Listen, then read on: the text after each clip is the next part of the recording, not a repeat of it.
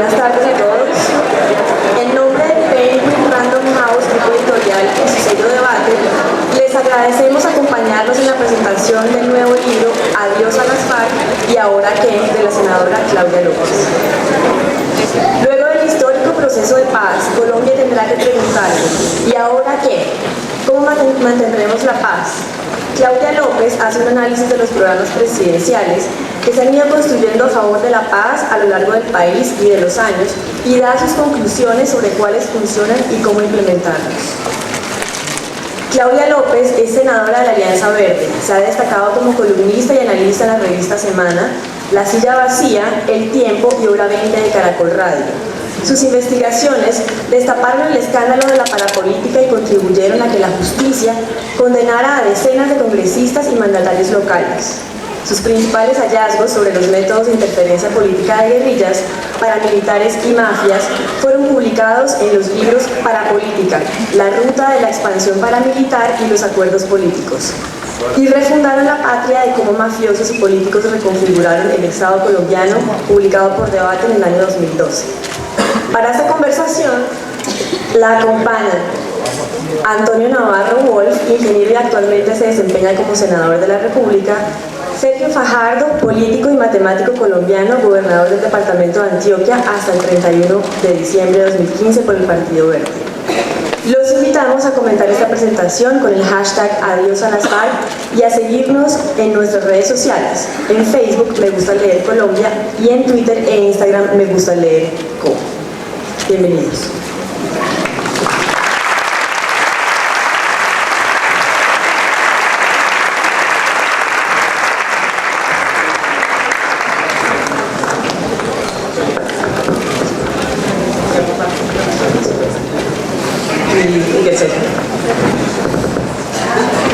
Bueno, muchísimas gracias a todos ustedes por estar aquí. Esto no es el lanzamiento de una campaña presidencial, pero parece.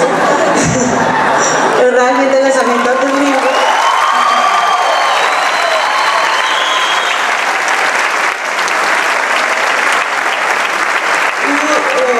Sí, como para sacar esto ya de entrada de la discusión. Y pues este es un libro muy grande, muy bueno y que vale la pena leer, pero pues yo esperaría que esta conversación fuera sobre todo un abrebocas para que muchos de ustedes lo compren y lo lean. Y pues yo creo que deberíamos comenzar, Claudia, por que tú nos expliques cuáles los 3 aportes más grandes que tú consideras de tu libro, y después le voy a pedir a Sergio y Antonio si pueden hacer lo mismo.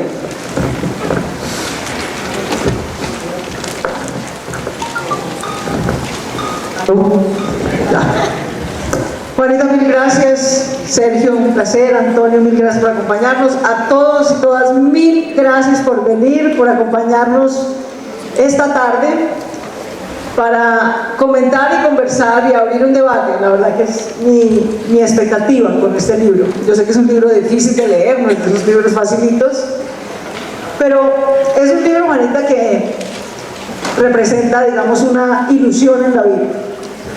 Y yo creo que es la ilusión que nos acoge a todos. Tal vez todos los que estamos aquí sentados y quienes nos están viendo tal vez en el streaming, afuera, casi todos los colombianos vivos hoy, no sabemos cómo es vivir sin guerra, no sabemos cómo es vivir sin conflicto armado, no sabemos cómo es vivir sin FARC. Pero nosotros, la historia va a contar que nosotros fuimos la primera generación de colombianos que aprendió a vivir sin FARC, que aprendió a construir un país distinto. Un país en el que las FARC no tienen secuestrada la agenda política colombiana, ni las prioridades, ni las obsesiones. Un país donde el debate gira alrededor de otras cosas, de cómo vamos a hacer Colombia la más educada, de cómo vamos a integrar el campo, de cómo vamos a incorporar a los 8 millones de campesinos que están abandonados sin Estado. Y ese es nuestro gran desafío, nuestro desafío más emocionante. Es que tenemos que ser capaces de lograr eso. Yo me fui a estudiar, Juanita, y empecé esta investigación porque decidí que no me iba a dedicar toda mi vida a perseguir y a denunciar delincuentes, sino que después de haber hecho eso ya varios años, contigo entre otros, yo quería aprender de cómo otros países habían pasado por historias similares a las nuestras y habían logrado salir de ahí. Colombia no es el único país de desarrollo medio, no es el único país con pobreza, no es el único país que tuvo un conflicto armado. Muchos otros pasaron por ahí. No es el único país con corrupción, que es posiblemente un cáncer peor que el conflicto armado. Y sin embargo pasaron por ahí y lograron construir instituciones democráticas, derrotar la corrupción, incluir a todos sus ciudadanos sin discriminación, darles oportunidades y movilidad social. Entonces, este libro lo que hace es analizar nuestra propia experiencia. Algún día, cuando publique el libro en mi tesis de doctorado, voy a contar esa otra parte de la historia, cómo otros países lo lograron. Por ahora lo que me interesaba contar en este libro es cómo nosotros hemos estado tratando de lograr eso. Y llevamos 35 años, genuinamente, diferentes gobiernos, diferentes presidentes, diferentes ciudadanos, diferentes jóvenes y mujeres tratando de hacerlo. Y hemos ensayado fundamentalmente diferentes recetas que combinan tres ingredientes. El ingrediente de la descentralización, a ese ingrediente le pusimos mucha ilusión a finales de los 80. Y creímos que dando la elección popular, que la gente pudiera elegir sus propios gobernantes, descentralizando el acceso a los recursos, era como íbamos a construir estas regiones. Y combinamos esa descentralización con programas presidenciales. Cuando lean el libro van a encontrarse una historia maravillosa. Por aquí debe estar mi profesor Olimpo Morales, el hijo de Olimpo Morales Benítez, que me contó largas horas en su casa, antes de que desafortunadamente lo perdiéramos, cómo esta historia de crear un programa presidencial para llevar el Estado a las regiones había empezado con Alberto Lleras Camargo. En los 50, por allá, cuando estaba el primer presidente, digamos, saliendo del Frente Nacional. Y cómo desde ahí, y en los últimos 35 años, nos hemos inventado toda suerte de programas. Que el PNR1, el PNR2, el Plan Colombia, el Plan Colombia con más plomo, el Plan Colombia con menos plomo. Toda la suerte de intentos, más desmovilizaciones. Yo quisiera terminar esta parte recordando que Colombia, desafortunadamente, es un país que tiene mucha experiencia en conflicto armado. Tenemos 60 años de experiencia. De hecho, nosotros vamos a acabar el último conflicto armado que queda desde Canadá hasta Chile. Somos el único país que todavía tiene un conflicto armado de naturaleza política. Nosotros vamos a acabar esta guerra. Pero ningún otro país como Colombia tiene tanta experiencia en paz. Colombia es el único país del mundo que ha hecho 9 procesos de paz en los últimos 30 años. Así que, aunque el desafío suena enorme, lograr lo que otros nunca lograron antes, no estamos partiendo de cero. Y nuestra propia experiencia y nuestros propios ensayos y errores tienen que iluminarnos el camino de lo que vamos a hacer ahorita. Sergio, ¿cuál dirías tú que es el principal aporte de este libro para esa comprensión? El principal.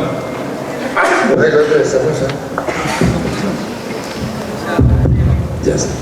Buenas noches primero, muchas gracias por estar acá con ustedes. El principal aporte es que le pone rigor a la discusión acerca de lo que significa construir la paz. Nosotros somos reiterativos en decir, la paz se firma el acuerdo en La Habana lo más pronto posible y la paz se construye en el territorio.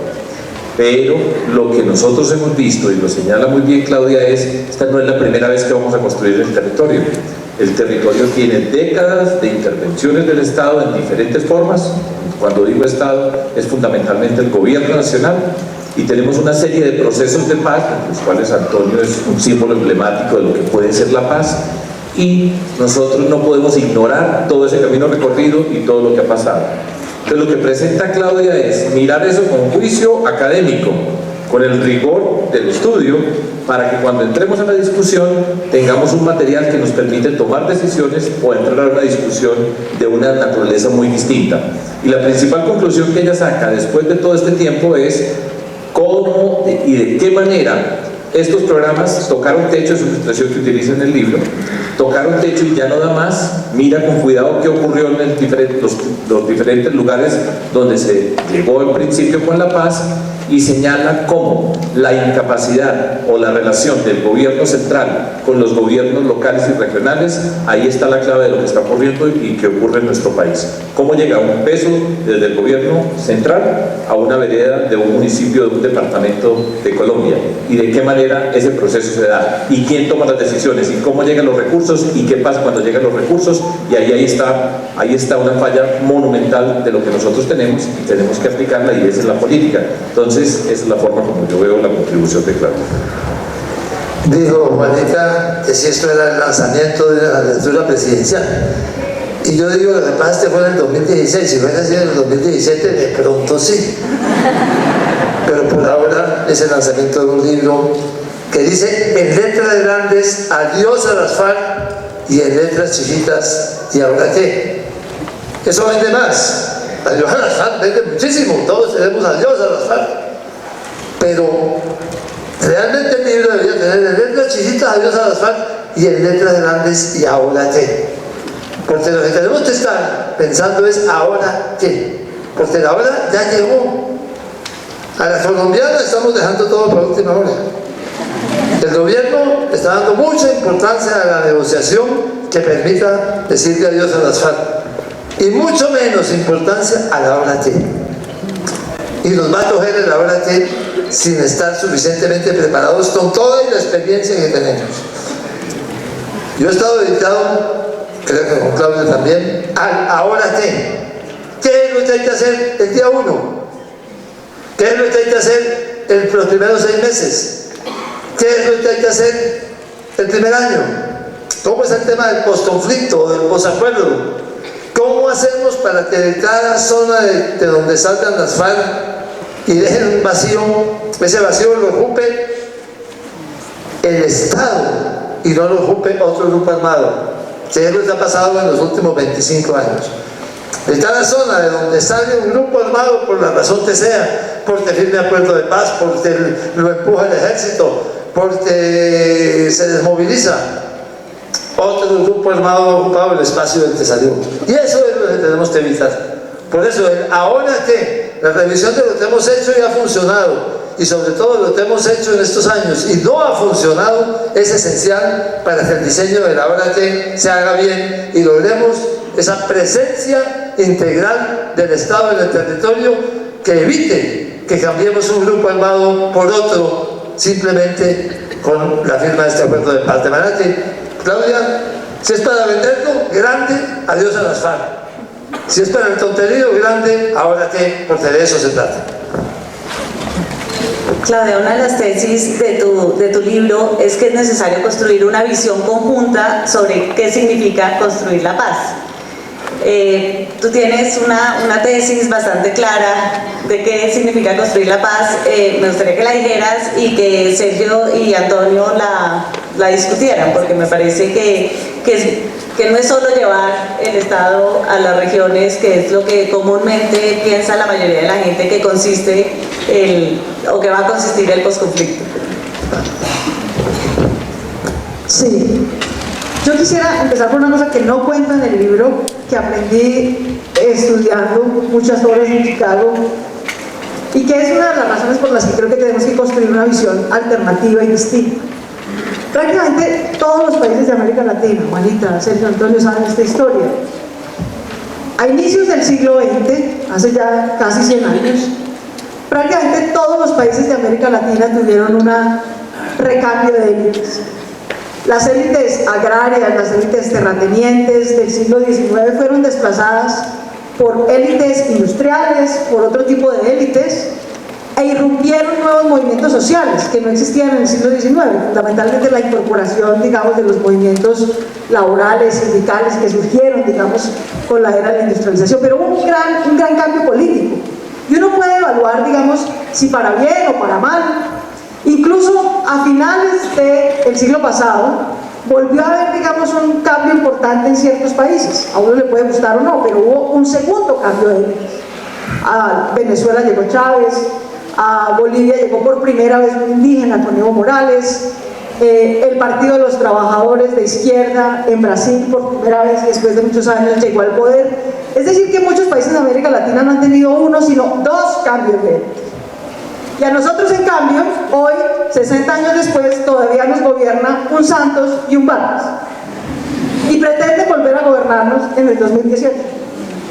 Entonces yo creo que de lo que se trata aquí es también de que seamos capaces de construir una visión conjunta de los que no estamos en ese círculo del poder que lleva 100 años administrando Colombia, sino de los que tenemos una visión alternativa. Pero para poder competir tenemos que primero construir una visión de qué nos distingue de la visión de ellos, qué es lo que nos hace diferentes. No es competir por competir, no es por arrogancia.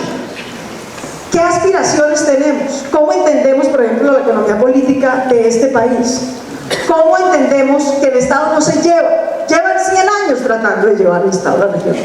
Y lo primero que esta visión alternativa propone es: el Estado no se lleva. El Estado no es como este vaso que uno puede trasladar de aquí a aquí. El Estado es una construcción social súper compleja, que solo se puede construir en cada territorio, con la población de ese territorio, con las tradiciones, la historia, la economía, la fuerza, la vida de ese territorio.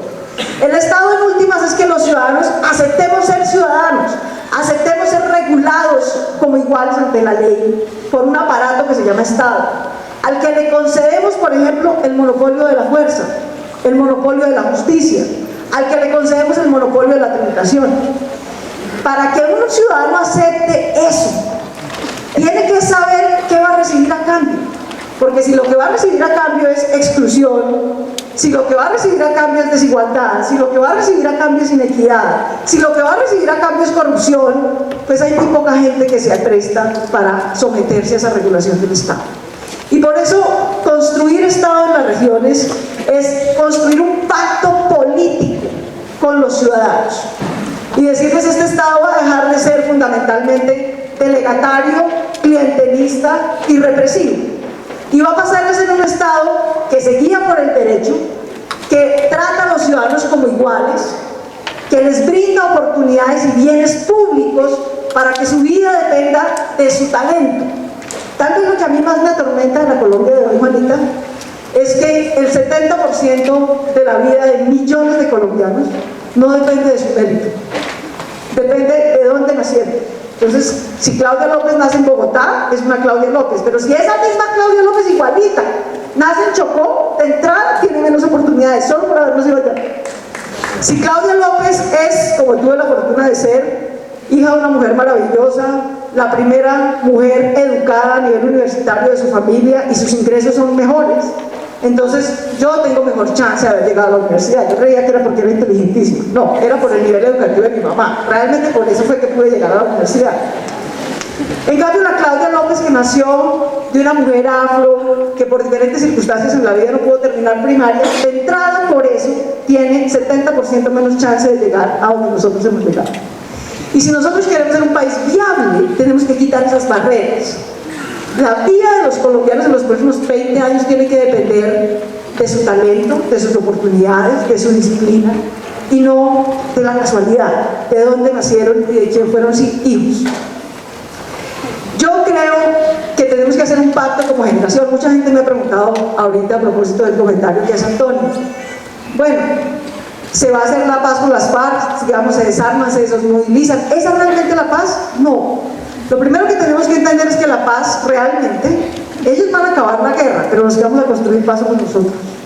Y paz es que todo este auditorio que representa a la Colombia urbana, a la Colombia más educada, a la Colombia con mejores oportunidades, se eche al hombro, al alma y al bolsillo construir ciudadanía, Estado y mercado para la otra Colombia que no tiene Estado y no tiene nuestras oportunidades.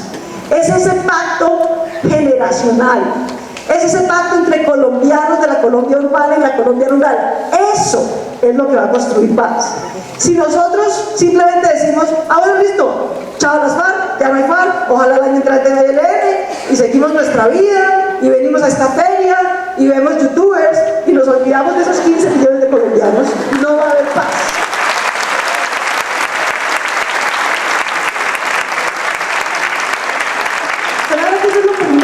Que tengamos claro que somos nosotros, no es Timochenko el que va a hacer la paz, no es Santos el que va a hacer la paz, no es Luis Carlos Sarmiento el que va a hacer la paz, somos nosotros.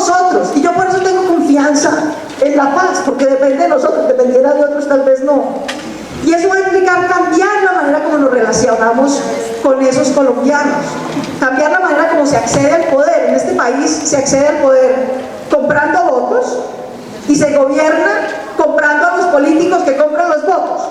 Si seguimos gobernando así, el costo de eso es que 15 millones de colombianos no tienen Estado. Porque esos que compran votos y a los que luego el presidente compra, los que compran votos, nunca van a construir fiscalía, ni carreteras, ni educación, ni oportunidades de ingreso. Entonces hay que cambiar la política, ese es el primer ingrediente. Si no cambiamos el centro y la manera como el centro se relaciona con las regiones, no va a haber paz. Sergio, esa tesis de cambiar la relación del centro con las regiones, tú la has vivido muy en carne propia desde la alcaldía de Medellín y después desde la gobernación de Antioquia, que desde ahí siempre has criticado un poco esa actitud centralista y siempre has dicho el problema también está en esa relación. ¿Cómo ves eso desde la región que has representado en los últimos años? Con mucho cuidado. Pero yo quiero, antes de responder, porque allá tenemos que llegar y eso será central en toda esta conversación, quiero utilizar 3 o 4 ejemplos, figuras para que tengamos en mente y plantear uno de los retos que tenemos para construir la paz, lo que le apostamos a construir. Primero, tú decías, ¿qué significa vivir en paz? 3 imágenes para que tengamos en mente. Primero, que podamos vivir en una sociedad donde podemos ser diferentes sin ser enemigos y nadie tiene que usar la violencia para expresarse. Eso lo tenemos que tener muy claro. Y muchas veces se nos olvida la elaboración profunda de lo que es la paz, el Estado y una cantidad de cosas, pero esa es la esencia. En segundo lugar, una imagen que todas las personas que estamos acá y en todos los rincones de Colombia hemos tenido como la imagen recurrente de ser personas en Colombia, y es en una sociedad donde los protagonistas no son los guerrilleros, los paramilitares, los narcotraficantes y los corruptos. Nosotros hemos crecido en una sociedad donde permanentemente esas han sido las personas que han estado acompañándonos en el desarrollo de nosotros como personas. Una sociedad así nunca podrá ser una sociedad democrática, decente y sana. Una sociedad donde puedan ser las maestras y los maestros protagonistas, donde se pueda ser protagonista de otra manera. Eso es tener paz. Una sociedad donde los recursos que tienen que llegar a esas regiones no se quedan en los bolsillos de quienes gestionan para que lleguen esos recursos a las regiones. Que la corrupción no sea una forma de relacionarse del centro con los territorios. Que la política no sea la expresión de la corrupción, de la ilegalidad, y que la forma de llegar al poder no sea pagando, porque todos los que pagan para llegar llegan a robar. Esa es vivir en paz, esa es una sociedad que nos permite a nosotros ser diferentes. Yo vengo de Medellín, de Antioquia, después de vivir muchos años acá en Bogotá y de relacionarme con el mundo como profesor universitario, que era antes de entrar al mundo de la política. Y Antioquia tiene 125 municipios de los 1100 que tiene en Colombia, y está toda la diversidad posible, desde la que significa Medellín y su área metropolitana, y los rincones alejados, donde no está el territorio, donde no está el Estado y donde vemos todas las condiciones. Y la pregunta es, ¿cómo llegamos a ese territorio? ¿Cómo ocupamos esos espacios? ¿Y de qué manera se construye en esos espacios la capacidad para generar recursos, para gestionar recursos, para que sea una sociedad libre? Pero la forma como llega un recurso, yo quiero contribuir con esto. Antonio fue gobernador de Nariño y por supuesto tiene la experiencia, pero ¿qué pasa en un departamento como Antioquia? Y pensemos en un municipio, porque habitualmente estamos hablando de la paz. Quiero hacer una introducción pequeña acá a uno de los retos que nosotros tenemos en esa construcción de la paz, y perdónenme que interrumpa lo que iba a contar sobre cómo se llega a ese territorio, pero quiero, dentro de las figuras, entender algo que es una de las paradojas que tenemos en Colombia. Nosotros estamos hablando de paz, y la paz es una construcción política, y estamos reconociendo en la negociación, cuando digo estamos, es el gobierno nacional que nos representa, quienes creemos en esta negociación, estamos reconociendo un origen político que fue alrededor de los años 60, y después de todos esos años, hoy estamos buscando que ese origen político sea reconocido para expresarse políticamente. Pero tenemos un problema muy grande en Colombia, que se nos olvida a muchas de las personas que queremos la paz, y es, la mayoría de las personas en Colombia tienen menos de 40 años, la mayoría de las personas en Colombia no saben qué fue la Unión Soviética, no saben qué fue el Muro de Berlín, no tienen ni idea cuál fue el origen político de quienes hoy estamos viendo en televisión y por quienes estamos luchando para que tengan una representación política. Si no entendemos eso, si no sabemos ¿Qué colombianos y colombianas tenemos nosotros hoy? No nos vamos a poder comunicar y no vamos a ser capaces de superar ese conflicto. Y eso es muy importante y lo quiero repetir acá en Bogotá con tantas personas que desde este espacio tienen un papel muy relevante en la construcción de la paz. Y es, nunca nos olvidemos de qué personas estamos, porque cuando se les dice es que las FARC son narcotraficantes y terroristas, para la mayoría de las personas que están sobre Colombia dicen, tienen toda la razón, porque eso es lo que han conocido en los últimos años, el terrorismo y lo que ha sido asociado con el mundo del narcotráfico. Nunca olvidemos eso. Tengo tiempo ya para terminar aquí, cómo se llega a un territorio. Tomemos un municipio del departamento de Antioquia, que está asociado con unas capacidades especiales, pero nosotros en Antioquia hemos visto la violencia y la ilegalidad con toda la fuerza. Por orgullosos que seamos los antioqueños, en Antioquia hemos sido parte de una destrucción y de lo que ha significado la destrucción en este país. ¿Y cómo llegan los recursos a un municipio? Nosotros tenemos los alcaldes. ¿Qué pasa con un alcalde? Los alcaldes tienen una fragilidad muy grande en la capacidad de las personas en su municipio. No es porque nos falten personas inteligentes, por toda Colombia tenemos personas inteligentes y capaces. Ese no es el problema de nosotros en nuestro país, sino cómo llegan para manejar esos recursos a esos espacios y cómo el alcalde entonces, que es elegido, tiene que ir a gestionar. El trabajo de los alcaldes siempre es voy a gestionar recursos, y gestionar recursos es salir con una maleta a ver dónde llega, y que para gestionar recursos tiene que estar arrodillado ante una persona que lo va a llevar a que se arrodille ante otro, y que es una negociación, y que todo recurso que va a llegar está ya atado a una negociación que implica la malversación de recursos. Se pierden recursos y cada peso que se pierde para la corrupción es en oportunidades para nuestra gente, y se pierde la capacidad de una sociedad civil de ser protagonista en el desarrollo, que es lo que no ha pasado, y Claudia lo ha señalado con mucho cuidado en el libro. No se ha construido esa sociedad civil que participa. Aquí nosotros tenemos en Bogotá hay una sociedad civil, hay una cantidad de personas que están mirando, están los medios de comunicación. El caso más grande de corrupción de este país pasó aquí en esta ciudad, y aquí lo vimos todos y todo Colombia lo vio, pero nosotros no vemos todo lo que está pasando en las otras partes de Colombia. Y si fueron capaces de hacer eso aquí en Bogotá, organizarse todos, construir esa empresa criminal para robarse la plata, imagínense lo que puede hacer en municipios que no tienen la gente que pueda participar, que están sometidos por la violencia y por la ilegalidad. Y esos recursos no llegan, y lo que llega está reducido y no construye ciudadanía, y los municipios nuestros no tienen la fuerza para desempeñarse. Si no entendemos eso en la construcción de la paz, esta será una paz frágil, efímera en muchos sentidos, y nosotros tenemos que llegar allá, y pasa por luchar contra la corrupción y esa forma de asignar los recursos a las regiones, porque ahí es donde está esa trampa mortal que se pierde desde la distancia, porque se dice allá son corruptos, en otras partes se la roban, pero es falso. Es la relación que existe entre el centro y las regiones y la política como se hace en Colombia. Y si nosotros vamos a hacer una transformación, vamos a construir la paz, esta es una construcción política. Estamos haciendo política y vamos a presentar las propuestas políticas para el desarrollo de Colombia. Pero si nosotros dejamos la misma política, se van a robar todos los mismos recursos y va a haber más gente perdida dentro de todo esto, y no puede ser que la misma política sea la que vamos a hacer nosotros después de hacer la paz.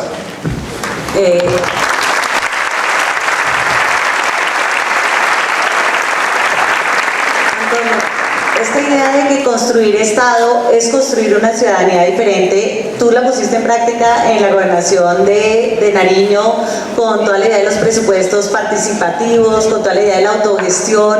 Trataste también de impulsar otro tipo de economía, como otra lógica económica en la región.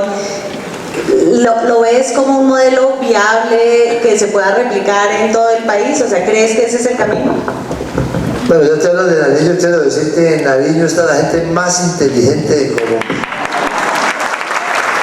Y como son tan inteligentes, dicen, Navarro habla claritito y no se le entiende nada.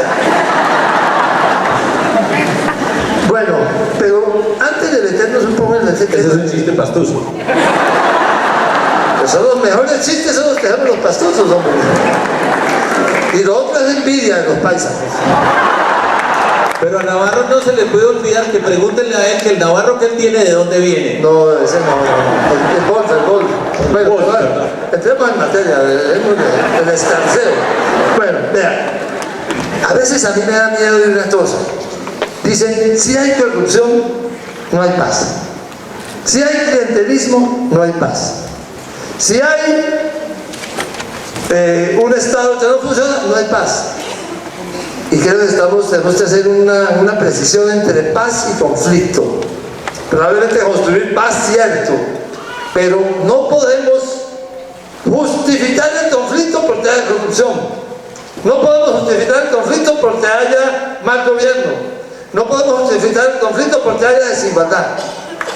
Porque la verdad es que lo que ha hecho el conflicto es achicar las oportunidades para cambiar eso. El conflicto fue decisivo en las últimas 5 elecciones presidenciales. Se puso el doctor Andrés Pastrana el reloj de tiro fijo, ¿se acuerdan? Los más mayores, pero los menores no se acuerdan. Y lo elegimos para que hiciera la paz. No salió eso en el Tahuán, se vino para el otro lado, como que hay mucha energía y me bajaron el volumen. Bueno, se vino el péndulo para el otro lado y llegó a desde perder la guerrilla. Uribe 1. Uribe dijo, no son suficientes 4 años. Uribe 2, van 3 elecciones presidenciales. Después dijo, dejo a mi ministro de Defensa para que le siga dando perder a las FARC. 4 elecciones presidenciales. Y Santos se volteó, afortunadamente. 5 elecciones presidenciales. Oye, el conflicto ha definido los últimos 5 elecciones presidenciales en Colombia. Que eso deje de pasar. Eso es que la agenda nacional sea de la que estamos hablando aquí. Que la agenda nacional sea la desigualdad, sea el modelo de desarrollo, sea la adaptación al cambio climático, sea la corrupción. Esa debe ser la verdadera agenda nacional. Pero para eso tenemos que terminar el conflicto. Y por eso, sin duda, apoyamos el proceso de paz como está y nos damos la bendición con la derecha o la izquierda, con la parte de Pablo y todas, a que eso salga bien, a que lleguemos al fin de las FARC. Claro, y ahí que sigue. Ahí lo que tenemos es la oportunidad de que ese cambio de agenda nos permita ponernos a meter de diente a los problemas que tiene el país. Y claro, construir Estado en esas zonas marginales es, primero, absolutamente una prioridad. En esas zonas la gente vive en el siglo XIX. Ustedes han visto a Juan Valdés, un señor toda una mula, ¿no? Y ya me parece como el símbolo de la Federación de Cafeteros. Esa es la vida de muchísima gente en las zonas marginales. Entran sus remesas, como se le dice al mercado, a su casa en mula y sacan a sus enfermos en mula. Y así viven, no sé, cuántos millones de personas. Y ahí, a esas zonas es donde tenemos que lograr que haya una construcción de Estado. Vamos a tener que tomar una decisión, todos estamos aquí y la mayoría de colombianos, que esa Colombia marginal sea la prioridad durante unos años. Que podamos darle la oportunidad a esa Colombia marginal de entrar al siglo XX, por lo menos, si no al XXI, por lo menos al siglo XX. Pero yo sinceramente digo, todavía eso no está claro. Porque estamos pensando mucho cómo eliminamos el conflicto, cómo superamos el conflicto, pero todavía no. ¿Cómo construimos una Colombia más equitativa? ¿Cómo le damos prioridad a esa gente? ¿Cómo cambiamos esta Colombia que tanto amamos?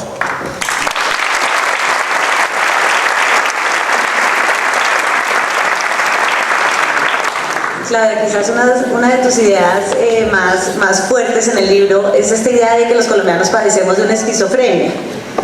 ¿Por qué no nos haces el psicoanálisis completo?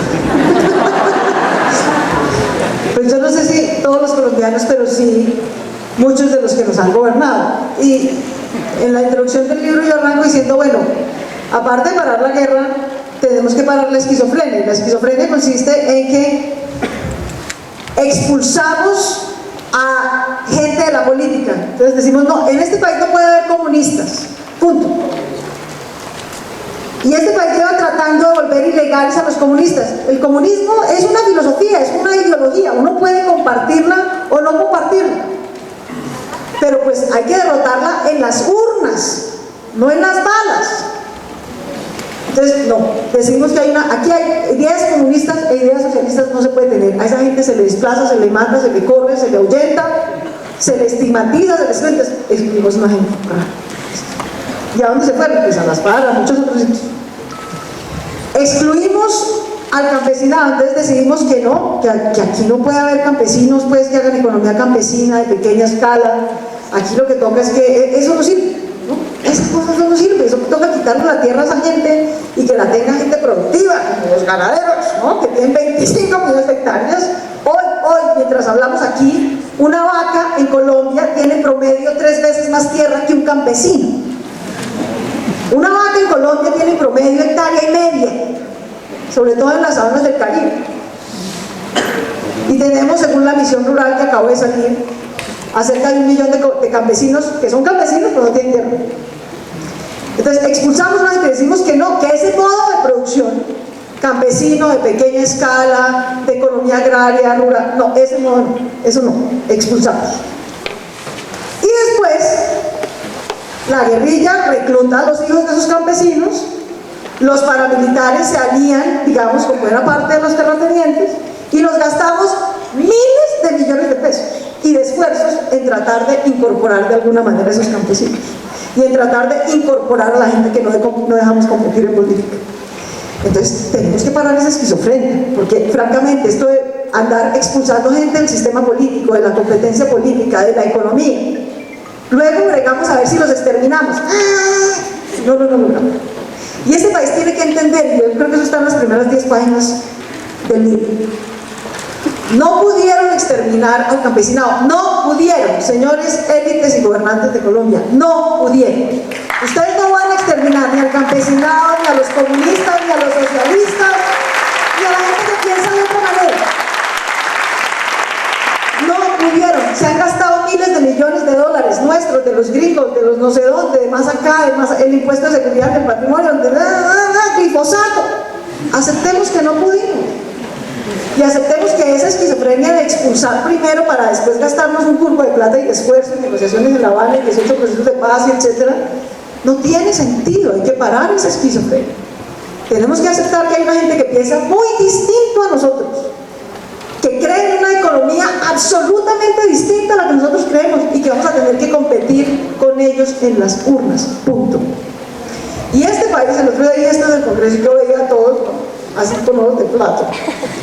Y miren, señores, si ustedes estudian ciencia política, los países en los que ha habido este nivel de expulsión esquizofrénica, que tienen el nivel de corrupción que tiene Colombia, que tienen el nivel de desigualdad que tiene Colombia, son el caldo de perfecto cultivo para una solución populista. Y a ustedes les aterra el populismo, a mí no me gusta tampoco. Yo creo que estas cosas mesiánicas y populistas, etcétera, no funcionan, pero son el caldo de cultivo. Perfecto. Entonces aquí, ¿qué es lo que tenemos que entender? Lo que tenemos que entender es que si, como no podemos exterminarlos, como tenemos que incorporarlos, como va a haber claramente un caldo de cultivo para opciones populistas, si no queremos que esas opciones populistas de derecha que ya ganaron, yo creo que Uribe era una opción populista de derecha, a los que le temen a una opción populista de izquierda, pues ofrezcan algo mejor, señores. Si no quieren populismo de izquierda, ofrezcan una inclusión seria. Ofrezcan acabar la mermelada y la corrupción, ofrezcan empleo, porque lo que sí va a pasar en esta Colombia sin guerra es que la gente no va a seguir callada debajo de la mesa porque tiene la amenaza de la violencia. La gente va a salir a reclamar sus derechos, a ejercer su ciudadanía, a movilizarse, a organizarse en nuevos partidos que los representen y que representen sus necesidades y sus intereses. De manera que esa es la Colombia que vamos a ver de muy corto plazo. Una Colombia en la que vamos a tener que competir con gente que piensa radicalmente distinto a nosotros. Y si nosotros queremos que las opciones más populistas y mesiánicas y cortoplacistas, etcétera, no ganen, pues tenemos que hacer una mejor oferta, empezando por nosotros mismos, los que estamos aquí sentados. Y esa, en buena medida, es otro aporte del libro, es tratar de construir una visión. Yo pertenezco a un partido que es de centro izquierda. Y yo creo que tenemos que definir una visión de centro izquierda. Por ejemplo, nosotros en la centro izquierda tenemos que dejar de titubear para hablar de seguridad. La seguridad es de lejos el bien público más importante de cualquier sociedad. Sin seguridad no puede haber inversión, sin seguridad no puede usted tener economía campesina. Al señor Luis Carlos Sarmiento, un campesino, lo expropian de facto en Guaviare. Claro que se necesita seguridad. Se necesita justicia, que siempre ha sido la cenicienta y que para colmo de males nos cogió este proceso de paz en un momento en que la justicia está más desprestigiada que el Congreso, lo cual ya después es una calamidad, ¿no? Obviamente. Pero tener Estado en las regiones, y esa es una de las críticas de mi libro, varios de mis amigos me van a jalar las orejas, pero yo estoy dispuesta a dar ese debate. El Estado en Colombia no puede seguirse comportando en las regiones como si fuera una ONG, ¿no? No provee seguridad, no provee justicia, no recauda impuestos, todo eso lo hacen los ilegales, a fusil. extorsionan, secuestran, ese es el seguro de que van a pagar la extorsión, prestan a fusil, seguridad y justicia privada, y el Estado, mientras tanto, va a cuidar a los niños. Va a cuidar a los niños. Si la guerrilla deja, llegan los cheques de Familias en Acción. No. Claro que hay que vacunar a los niños, pero un Estado serio tiene que ser capaz de controlar su territorio a través de seguridad, justicia y tributación pública e institucionalizada. Y por eso, aunque suene súper lindo, la paz en los próximos 10 años no va a consistir en quitarle la plata al sector defensa y pasársela a educación. Eso suena divino, pero eso sería un error brutal. Nosotros tenemos que recomponer la fuerza pública. Vamos a necesitar menos batallones contra guerrilla, pero vamos a necesitar policía rural, que este país nunca ha tenido. Vamos a tener que custodiar las fronteras, vamos a tener que tener una fiscalía fuerte para perseguir el crimen organizado, el lavado de activos, la evasión de impuestos, que en este país no es un delito, es un deporte. Todo eso hace parte de construir Estado. Yo sé que suena un poco lejano, por allá, no tener seguridad, pero es que sin eso no se puede tener educación. Solo si tenemos un sistema de tributación donde la plata no se la roban, como lo describió Sergio, entonces uno le alcanza la plata para la educación, y le alcanza la plata para las carreteras, y le alcanza la plata para las vías, y le alcanza la plata para los hospitales. Tenemos que salir de ese círculo vicioso, y en todo caso tenemos que aprender a resistirnos, y lo estamos viendo y esta semana sí que fue el ejemplo. Tenemos que aprender a resistirnos. Las élites que nos han gobernado llevan 100 años gobernando porque son especialistas en adaptarse a los cambios, en dividir la oposición, cooptar a unos, dividir a otros y seguir en lo mismo. Y si seguimos en eso, si no nos resistimos al clientelismo, a la cooptación, a la corrupción, no vamos a hacer una alternativa. Y todo esto que está en esas 660 páginas es perfectamente posible. Eso lo han hecho otras sociedades en condiciones más difíciles que las nuestras, lograron hacerlo. Pero eso no les cayó del cielo. Eso lo hicieron porque lograron resistirse al statu quo, no dejarse cooptar por el statu quo y construir una alternativa política que ganara no una, ni dos, ni tres, sino muchas elecciones, y que lograra de esa manera legitimar un cambio sustancial de inclusión. Eso es parte del desafío que tenemos.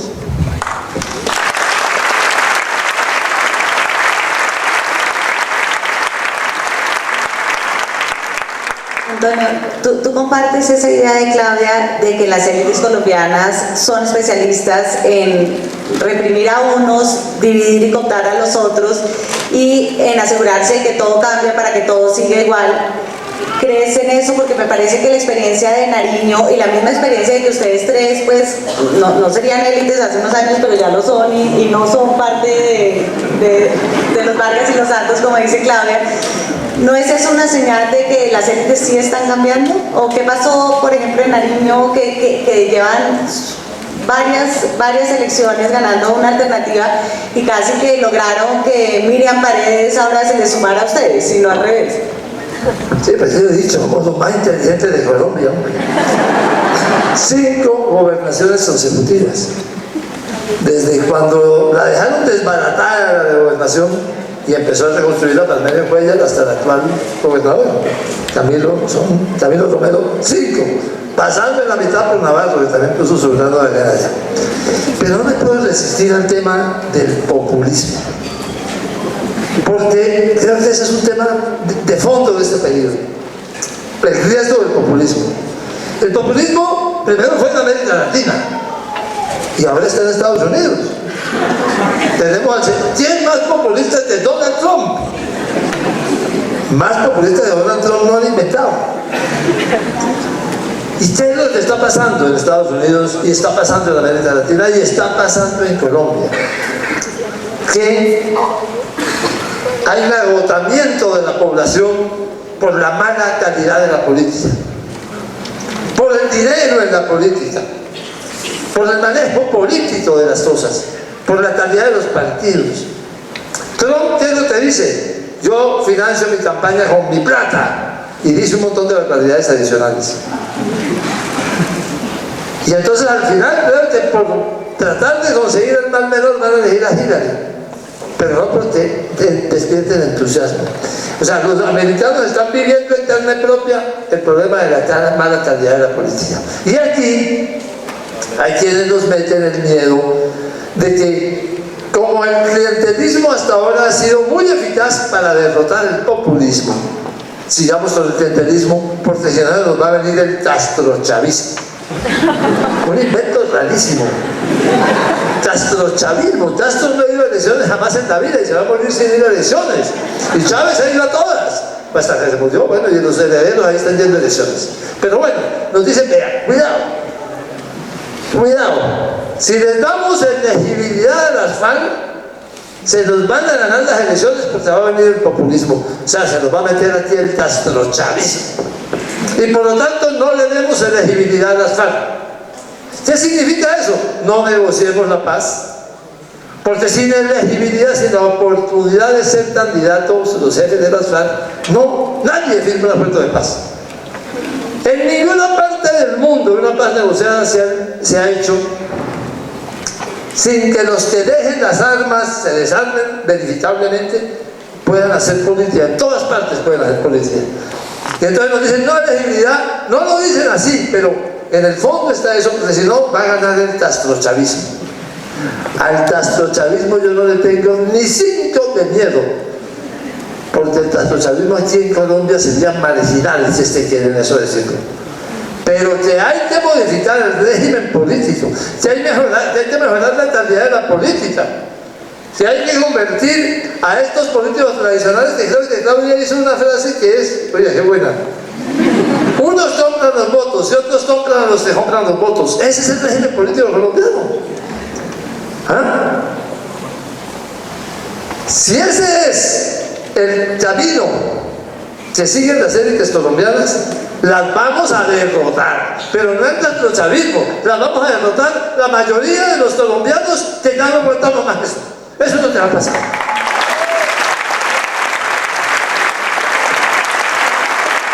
Yo sí creo, Juanita, que estamos en un momento, vuelvo otra vez a una cosa que dije, pero te insisto en ella. El fin del conflicto es una oportunidad, es la oportunidad que hemos tenido. ¿Por qué Colombia es tan distinta al resto de América Latina? Esencialmente por la prevalencia del conflicto. Conflicto pues que ya si nos vamos a poner a hacer historia patria, pues empezó no con la creación de las FARC, sino con el asesinato de Jorge Eliezer Gaitán. Ahí empezó el conflicto armado colombiano, que después tiene todas esas, pero estamos ante una oportunidad de oro, dejar atrás el conflicto y poder con una agenda nueva transformar la sociedad colombiana y de verdad hacer una transformación de la manera de gobernar. No he hablado mucho de lo que vinimos a hablar, ¿no? Pero nos pusimos a hablar de otra cosa, pero obviamente esto implica también, y de manera muy importante, llegar a esas regiones, darle prioridad a esas regiones y hacer que esas regiones, porque fíjese usted que las paradojas y la historia como es, los más abandonados, los más marginales, los más olvidados que son de esas regiones, han impuesto la agenda nacional por la coca, por la minería ilegal, por la violencia, por la presencia de la guerrilla, han impuesto la agenda nacional en los últimos años. Los que desechamos y olvidamos han impuesto la agenda nacional.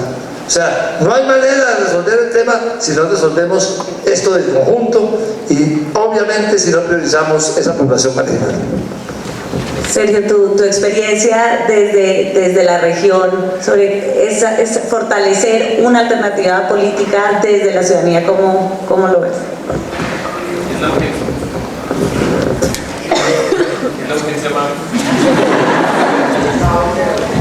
Es la urgencia más grande. Yo quiero explicar un par de experiencias para que veamos, para que entendamos mucho qué significa el territorio. Porque repito, cerca del 80% de las personas en Colombia viven en ciudades. Y el tema de tierras, de qué significa agricultura, desarrollo rural, es ajeno. Eso no significa nada malo acerca de quienes viven en las ciudades, pero esa es la realidad. Entonces, si la mayoría de Colombia tiene menos de 40 años y no tiene ese contexto, Y para la mayoría de Colombia que vive en las ciudades, muchas de las personas que están acá, que se firme una paz no va a significar un cambio particular en las vidas. Nosotros estamos viviendo, la mayoría está viviendo en paz en los sentidos de lo que significa paz para nosotros en Colombia. Entonces, Antonio decía que tenemos que trabajar en la Colombia periférica. Sin duda alguna, ese tiene que ser el eje central de una cantidad de intervenciones. Pero si nosotros, los que estamos en estos centros urbanos, no estamos al tanto de lo que está ocurriendo allá, vamos a repetir la historia, porque se entregan entonces unos recursos para la periferia, nadie se entera cómo llegan los recursos y qué pasa en la periferia, y repetimos la historia, se la roban. Sin darnos cuenta, con la mejor intención. Y el reto político, que es esta construcción política, es cómo todas y cada una de las personas que estamos acá, así tengan menos de 40 años, para ilustrar, yo tengo muchos más, así la vida no cambie a partir del momento que se firma, como la vida de nosotros como colombianos, como colombianas, sí cambia. Y ese es el reto político, que todos y cada uno de nosotros participemos, así no tengamos tierra, así no tengamos relación directa con la Colombia periférica. Es muy importante como proceso político, que es lo que estamos haciendo nosotros acá. Y vamos a cambiar, es una oportunidad para cambiar esta sociedad nuestra, y esa es nuestra obligación. Quiero señalar un par de experiencias para que nos demos, esto no aparece en el libro de Claudia. ¿Cuál consideran ustedes que ha sido, o les refresco la memoria, porque los titulares han estado, la mayor inversión del actual gobierno en el territorio? Han sido las regalías. Nosotros, y como gobernador de Antioquia, me decían que Raúl Delgado, gobernador de Nariño, estaba por acá, y algunas otras personas, nos tocó recibir una cantidad de recursos extraordinarios porque estaban por fuera del presupuesto nacional, y es una cantidad de recursos. ¿Cuántos sabemos qué pasa con las regalías? ¿Cómo llegan las regalías al territorio? Más allá de los titulares que pueden haber salido acá, que se robaron en unas partes de las regalías o no se dieron. Nadie sabe. Y no es culpa de nosotros o de las personas que están acá, sino qué ocurre y cómo se asignan esos recursos. Las regalías, por ejemplo, tenían una forma de asignar los recursos. Había regalías, no voy a explicarlo todo, pero para que ustedes tengan en cuenta, a un municipio llegaba una cantidad de dinero grande, mucha plata, porque fue muchos los recursos extraordinarios que nos estaban llegando a los municipios y a las gobernaciones. ¿Y cómo se asignaban los recursos que llegaban a los municipios por las regalías? Allá había una persona que representaba al municipio, una persona que representaba al gobierno nacional y una persona que representaba al gobierno departamental, y tenían que presentar unos proyectos, y ahí se discuten. ¿Qué tipo de proyectos se presentan? Dentro de las regalías, por ejemplo, había algo, Claudia, que es importante recordar, que se ponían unos recursos especiales para que los municipios pudieran conseguir personas preparadas para que presentaran proyectos, para que los proyectos estuvieran bien presentados y los recursos llegaran. ¿Sabemos qué pasó con las personas que supuestamente se prepararon en todos los municipios para manejar bien los recursos? Yo no he oído esa discusión en ninguna parte, pero miren que en cada presupuesto había, repito, plata para que en cada municipio se formaran personas que supieran con la capacidad técnica asignar los recursos y hacer el manejo de los proyectos. No sabemos. Sabemos qué pasó en las votaciones cuando se iba a votar un presupuesto o cuando se iba a presentar un proyecto, y en esas votaciones había la influencia de un, entre comillas, político que decía: hay que colaborarle a este señor en otra parte que nadie de acá ve, pero allá estaba votando. ¿Qué pasó? Eso no se ha revisado, y esa es la forma como llega el Estado, y por eso es que en esas comunidades no hay confianza con la política, y si no hay confianza no habrá transformación, de eso no tengan la menor duda. Y esos recursos fueron muy importantes, una cantidad gigantesca de recursos que no sabemos dónde quedaron, y muchos quedaron bien distribuidos, porque es justo señalarlo, pero esos detalles no se ven desde acá, no se ven desde los grandes centros, y ahí es donde se construye la comunidad. Entonces sale un titular, pero no se mira, y si no se miran esos detalles no pasan las cosas. Otro ejemplo de lo que significa construir ciudadanía, porque estos son una forma de intervenir, lo presenta Claudia en el libro. Antonio Navarro en Nariño fue pionero con el tema del presupuesto participativo. Nosotros hicimos el presupuesto participativo en Medellín, hicimos presupuesto participativo en varias zonas de intervención en el departamento. Es una experiencia extraordinaria. y esa experiencia la han hecho en muchos municipios de Colombia. Sabemos algo de lo que significa tener un presupuesto participativo, ahí es donde participa la gente, pero la política, entre comillas, siempre se encuentran las formas de llegar y a cooptar y quedarse muchas veces con los recursos. Se ha hecho muy bien en muchos lugares, pero se nos olvida, y esa es la cosa, esas son las cosas que desde el centro, cuando digo desde el centro, es que no se ve. Entonces, vamos a entregar unos recursos y ya verán allá qué pasa, pero no se mira qué ocurre con esos recursos. Y se piensa que se los roban, pero no se miran las alternativas. Esos procesos son fundamentales para construir ciudadanía, para que haya una sociedad civil. La expresión, en todos los municipios de Colombia hay sociedad civil, en todos los municipios de Colombia hay gente que quiere trabajar, en todos los municipios hay gente que se quiere organizar, pero si no miramos este tipo de cosas y no rompemos con esa estructura política, tenga la certeza de que se los van a volver a robar, y si se los vuelven a robar, la paz se nos va a quedar en nada. Claudia, una de las ideas más contraintuitivas de tu libro es la idea de que es una bendición que el posconflicto haya coincidido con las vacas flacas, ¿no? Porque todo el mundo, con las vacas flacas, porque todo el mundo lo que dice es, no, terrible que el posconflicto, la crisis fiscal coincidan. Tú dices, es lo mejor que nos puede pasar. ¿Por qué no nos hablas un poquito de eso y de toda esta idea de una nueva economía política que planteas? Sí, yo la verdad, y suena contraintuitivo, ¿no? Estuve la semana pasada, hice una de esas cosas absolutamente incorrectas políticamente. Me invitaron al Congreso de los Mineros, ¿no? Al Congreso Nacional de los Mineros. Claro, esos pobres tipos todos tienen las caras largas, pues cada uno tiene el precio más bajito que el otro, lleva no sé qué pérdida, no le ha aprobado proyectos, no encuentra petróleo, se le cayó el precio del carbón. Y yo me paro en este escenario y digo, yo la verdad, señores, lamento mucho su situación, pero creo que esto es lo mejor que le está pasando al país. ¿Por qué? ¿Por qué? Porque esa economía que consiste en no innovar nada, en sacar de la tierra tal cual está algo y exportarlo. Eso es lo que en la economía global se llaman commodities. El precio de los commodities pues no los pone el que lo produce, que no le está dando ningún valor agregado, depende de si China lo compra, depende de si no sé quiéncito lo compra, etc. Esa es una economía completamente extractivista y rentista. De enclaves, hay un enclave, ¿no?, de donde se saca oro o de donde se saca petróleo.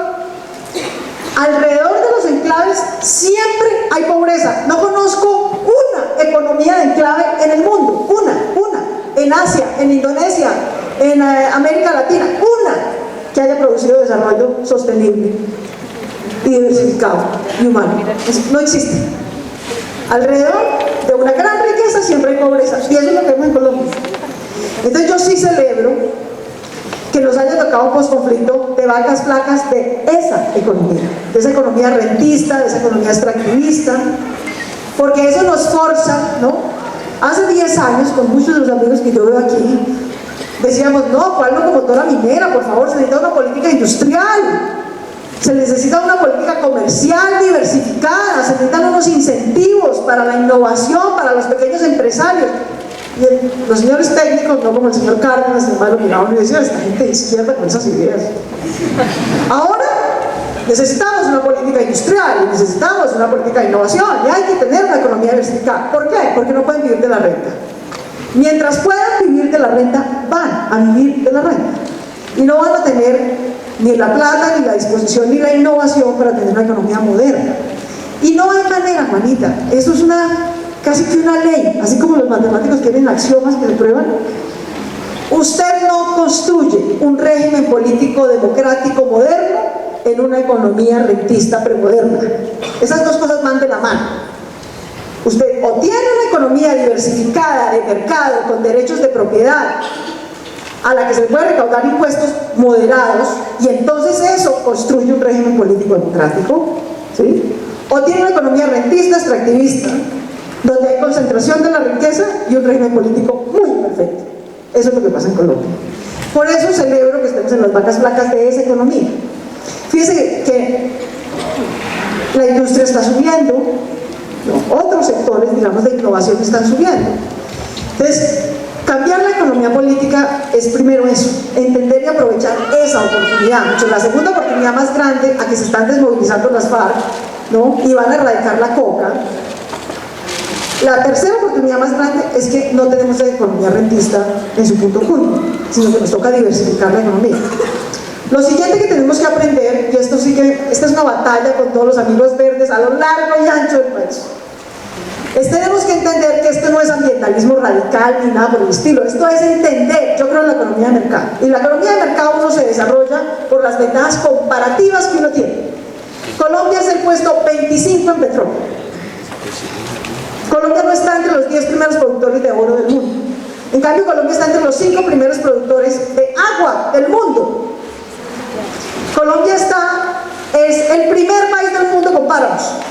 Es el segundo país del mundo con biodiversidad. Esas son nuestras ventajas comparativas. Pero nadie paga por desarrollar eso. Entonces a los municipios les mandamos regalías porque tenían petróleo. A mí eso me parece bien. ¿Alguien le manda regalías ambientales a los municipios que tienen el patrimonio ambiental de Colombia? No, la economía política consiste en comportarse, que es como se comporta el gobierno nacional, el anterior, el anterior, el anterior.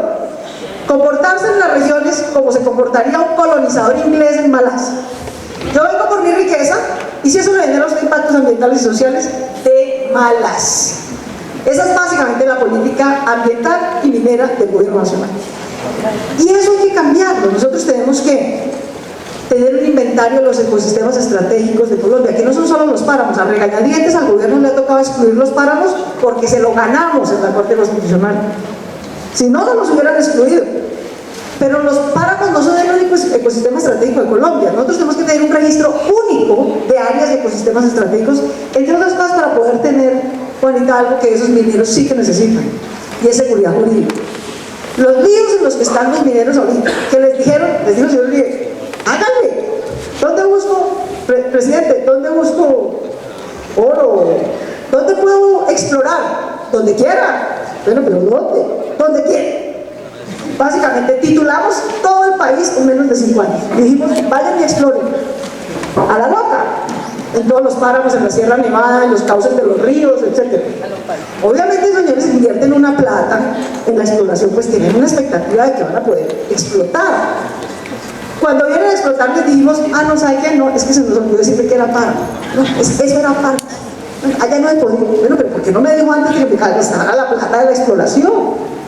Entonces, si queremos seguridad jurídica, que necesitamos en seguridad jurídica, necesitamos que las CAR, que no son las corporaciones pues, de los políticos, sino que tienen que ser corporaciones ambientales de verdad, nos pueda decir que está excluido del desarrollo porque es ecosistema. A cualquiera, se lo puede decir a un campesino que quiere separar papa o a la British Petroleum Company, a cualquiera. ¿Qué está excluido del desarrollo? ¿Y qué macroordenamiento tienen los departamentos? ¿Dónde se puede hacer agroindustria, donde sí se puede hacer minería, donde se puede hacer pequeña agricultura y donde va a haber zonas urbanas? Es muy bonito, no te lo dice nadie en Colombia con certeza. No hay ordenamiento territorial serio, eso es lo segundo que hay que hacer para cambiar esta economía política, de manera que todos tengamos seguridad jurídica y que cuando alguien invierte un peso, sea en palma, sea en coco, sea en papa, sepa que no lo va a perder, que no le vamos a cambiar las reglas en la mitad del camino, que es lo que está pasando ahorita.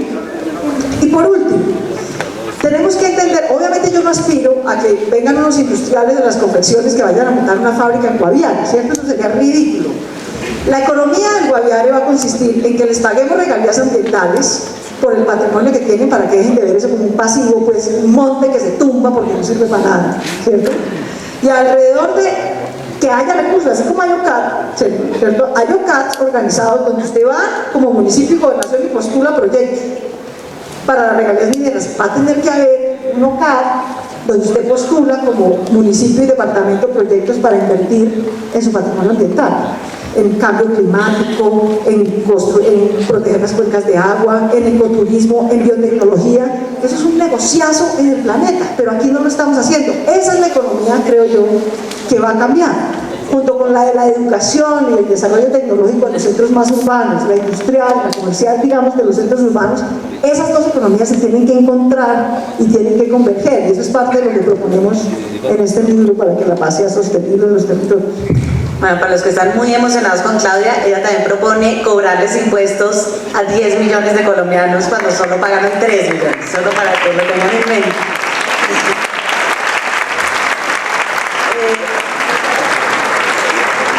Como solo nos nos quedan 10 minutos, entonces necesito que sean súper breves, pero Antonio, ¿cuál es la mejor lección que deberíamos repetir del proceso de paz con el M-19 y la cosa que no deberíamos repetir? Bueno, evidentemente lo primero es que sí se puede, y que sí se puede cumplir, y eso es una primera lección.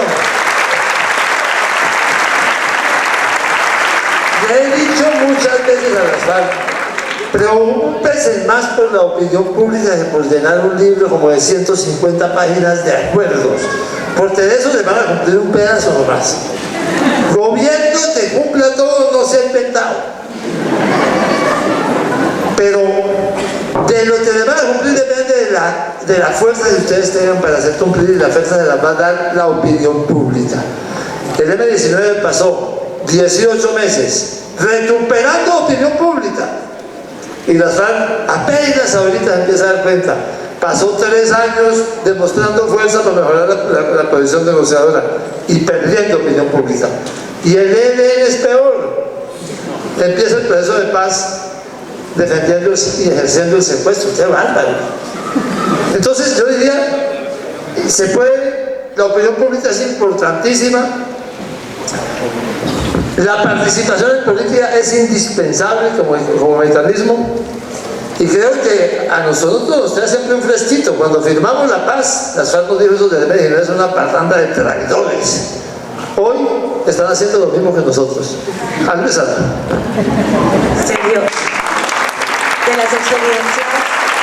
las experiencias de desmovilización que ha habido en Antioquia, ¿cuál dirías tú que es una lección que ojalá hubiéramos aprendido para este proceso? Pues la obvia, ya lo hemos mencionado, y es espacio que se desocupa, lo tenemos que ocupar inmediatamente con la institucionalidad en todos los sentidos. Eso es muy fácil decirlo, pero es muy difícil hacerlo, y es una decisión de entender cómo se ocupan los territorios, entender cada lugar para saber qué puede ocuparse allí y de qué manera se puede desarrollar ese espacio que se está desocupando para que no sea ocupado por otros. Y es muy importante entender, y esto es crucial, lo digo con una experiencia nuestra. Cuando usted tiene unas personas que entran, que están reintegrándose, inmediatamente tienen unos beneficios. Eso hace parte de una negociación, como negoció el M-19, cuando se desmovilizaron había unas condiciones para permitirles el tránsito a ser parte de esta sociedad y que hagan política como hizo Navarro. Se cumplió. O sea, nunca retrocedieron para utilizar la violencia, así hubieran tenido la prueba máxima, que era el asesinato de Carlos Pizarro, que fue su líder máximo. Eso es muy importante, que se fueron capaces de pasar de una organización que era una organización armada no democrática, y pasaron a entrar a la democracia y la respetaron y cumplieron. Eso es muy importante, Antonio, como lección. Es que las FARC es una organización que no es democrática, y van a entrar a la democracia y van a tener que jugar con estas reglas. Ustedes demostraron que se puede hacer esa demostración. Pero lo que quiero señalar es, cuando se hace una reinserción o se reintegran unas personas, hay una comunidad que nunca participó del conflicto, y lo peor que puede pasar es lo siguiente: cuando llega esta persona y está acá, y en la casa del lado la mamá de un joven de la misma edad del que se está reintegrando dice: y mi hijo nunca tomó un arma, y mi hijo nunca estuvo en la ilegalidad, y mi hijo no tiene una sola oportunidad. Eso es fatal, porque entonces viene la presión. Entonces tiene que ser ilegal para poder tener una oportunidad en este país. Inmediatamente la reinserción es con las personas y los que se han quedado por fuera de las oportunidades, y se tienen que diseñar esos programas inmediatamente para que nunca, porque si vamos a negociar y vamos a abrir una puerta, que nunca, los que nunca han tenido la oportunidad piensen: para poderla tener tuve que haber sido un ilegal. Y es ocuparse de esa población. Habitualmente no se piensa en esas personas, solo se piensa en los que se van a reintegrar, y eso, si no se considera de esa manera como le estoy diciendo, tenga la certeza de que está el rencor, ahí está la capacidad o las semillas para una violencia, si los que no han participado y han sido legales no reciben también oportunidades.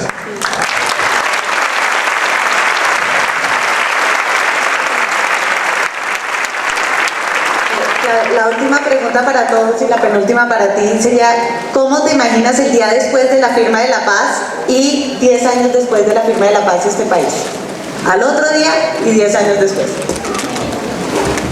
Bueno, yo quiero imaginarme para responder tu pregunta, que la Corte Constitucional nos va a permitir ir a las urnas a través del plebiscito a decidir si aceptamos o no estos acuerdos. Yo francamente creo que esa es una gran innovación de este proceso y un gran logro de la ciudadanía. Los presidentes de Colombia pueden firmar procesos de paz con ilegales sin preguntarnos nada, tienen la facultad constitucional de hacerlo, ¿cierto? Barco hizo la paz con el M-19 y no nos preguntó nada.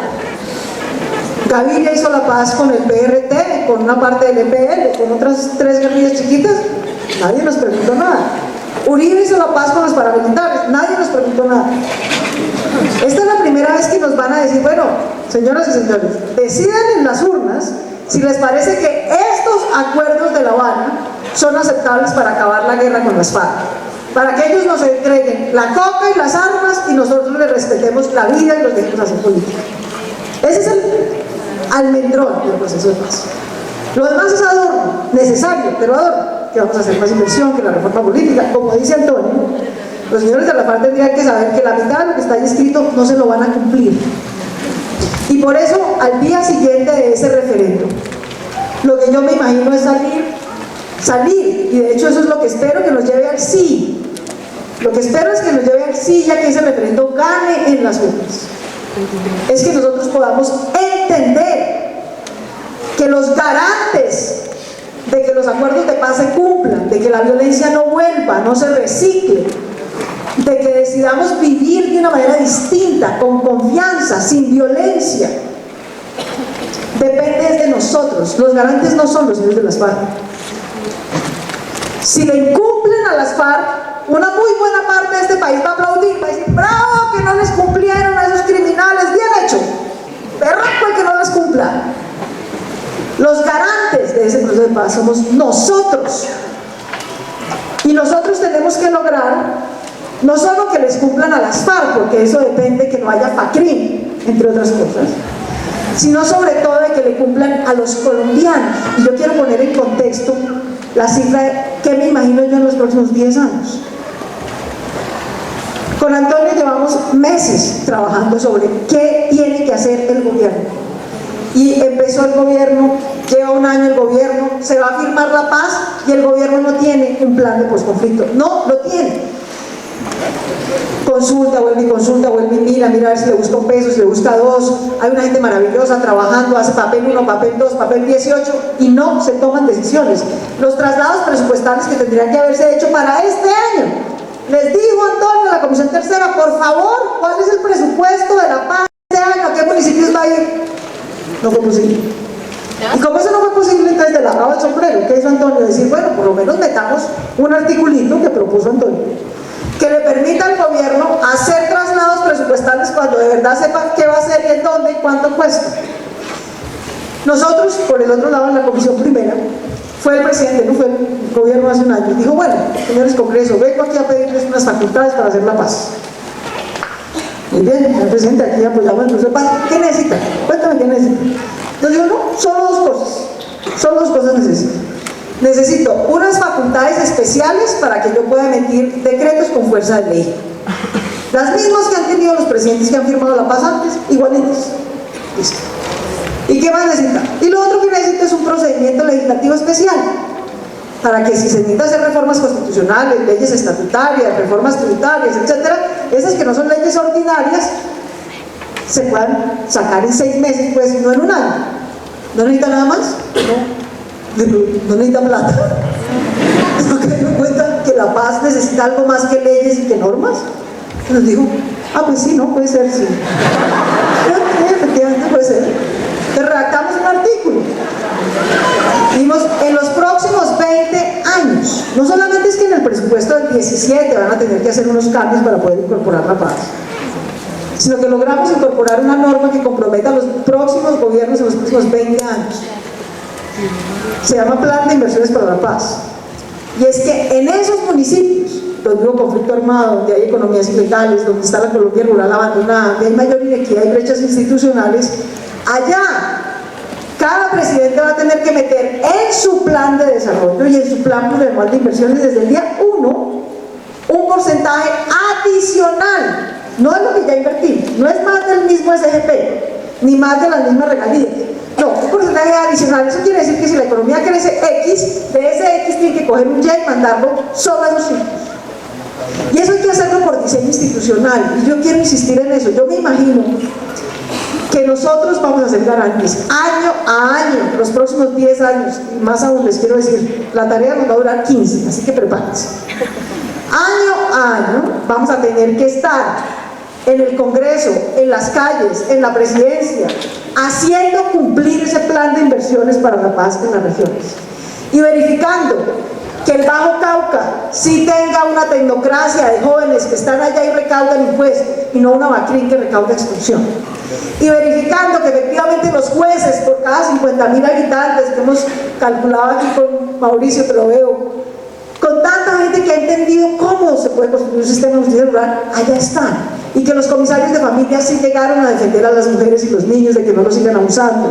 Y que las escuelas sí llegaron, y las carreteras sí se construyeron y fueron al presupuesto participativo. Esa es la tarea nuestra cada año en los próximos 15 años, si queremos que haya paz territorial en Colombia.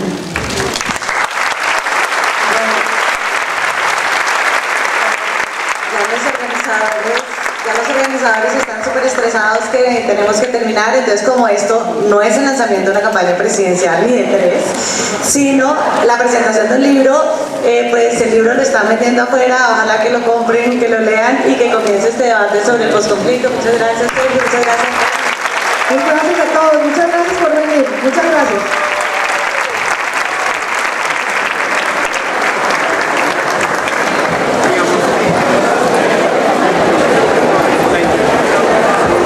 Les agradecemos a todos su asistencia y los invitamos a la firma de libros con la autora mañana domingo 1 de mayo en la entrada del pabellón 22 a las 4:30 dentro de Corferias. Muchas gracias.